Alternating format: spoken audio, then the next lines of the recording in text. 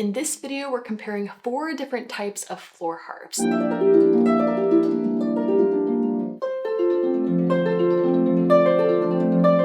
A dusty strings Ravenna 34, a ballad harp by Music Makers, and 2 ultralight Marini-made harps, both made out of different wood.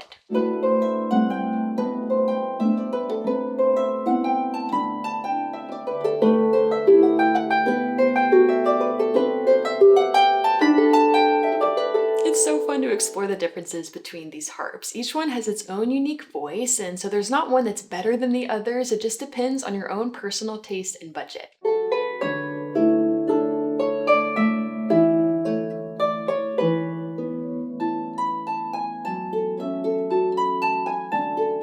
I would love to hear what you think, so let's chat in the comments about what differences you notice.